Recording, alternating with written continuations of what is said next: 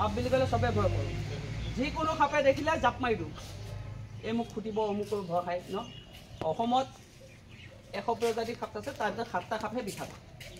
সাপকেইটা যদি আপুনি ভালকৈ জানে আপোনাক যদি ধৰা সাপে কামুৰিছে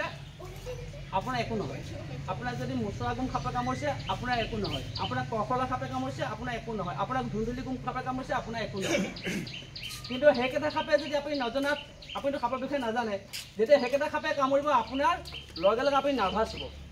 মোক সাপে কামুৰিলে মই নাবাচোঁ আৰু মই মৰিলোঁ আৰু ভয় যোৱা লাগিব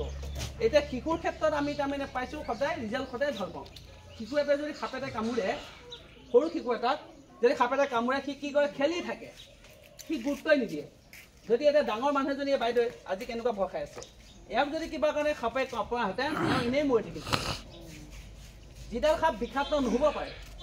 অবিষাক্ত সাপে কামুৰিলে ঢুকাই থাকি মৃত্যু হৈ যাব কাৰণ তেওঁৰ ভয়টো বেছি এতিয়া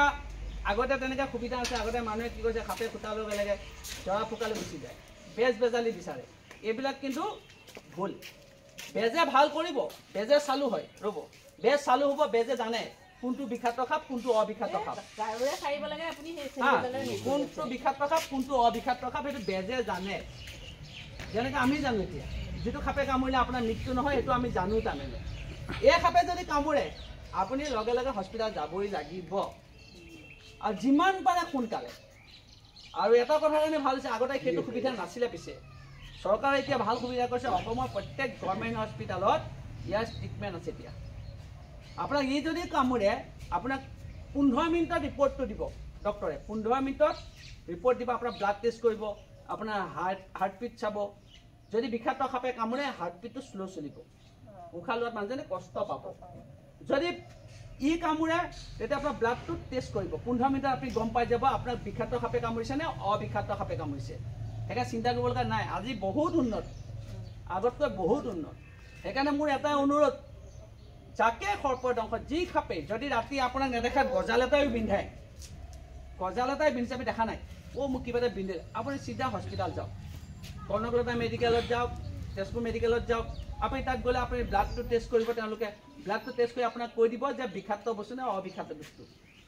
যদি আপুনি আকৌ ভয়ে থাকে যে নাই মই ঘৰতে প্ৰাথমিক ট্ৰিটমেণ্ট কৰিম ভগৱানে নকয় যদি বিষাক্ত বস্তুৱে আপোনাৰ বিপদ হ'ব এতিয়া চবতকৈ ডাঙৰ কথা এতিয়া আমাৰ সাপৰ চাওক আগতে সাপ বুলি ক'লে মানুহে দেখিছিলে ভয় খাইছিলে আৰু আজিকালি হস্পিটেলত যোৱাৰ কাৰণে আমি এটা সুন্দৰ ৰিজাল্ট পাই আছোঁ কাৰণ মই আপোনাৰ এতিয়া ইয়াত কোনোবাই জানিব 2 বছৰ 3 মাহৰ বাচ্চা এটা বিছনাচালি ডক্টৰে চিকিৎসা কৰি বচাইছে ৰিচেণ্টলি তেজপুৰ মিছন হস্পিটেলত 8 মাহৰ বাচ্চাটো কিমান সৰু হ'ব তাকো ফেটি সাপে কামুৰিছিলে মাকৰ কোচত গাখীৰ খাই আছিলে খাই থাকোঁতে সাপ এটা ভেকুলী এটা খেদিলে ভেকুলীটোক মাৰিব নাপায় তাকে খুট মাৰি দিলে সেই বাচ্চাটো সুস্থ আজি কাৰণ কিয় সঠিক সময়ত চিকিৎসা লৈছে এতিয়া সাপে কামুৰিলে আপুনি যদি দৌৰে সেইটো কিন্তু আপোনাৰ কাৰণে বিপদ একদম বান্ধিব নালাগে সেইকাৰণে মই এইটো এক্সাম্পল এটা দিব লাগিছিলে আপোনাক বুজাওঁ কাপোৰখন চানি দাপা নাচোন কাপোৰ এটা গেঞ্জি এটা এই গেঞ্জিটো কেলে না মই দেখা বস্তু এটা সেইটো আপুনি ভাল কুৱেশ্যন কৰিছে সাপে কামুৰিলে বান্ধিব নালাগে এইবিলাক চব বিচাৰ কথা সাপে কামুৰিলে মূৰলৈ নামাৰে মূৰলৈ কোনে মাৰে জানে এই বেজকেইটাই মাৰে এইটো গেঞ্জিটোকে মই ধৰিছোঁ এইটো ৰছী এতিয়া আপোনাক সাপে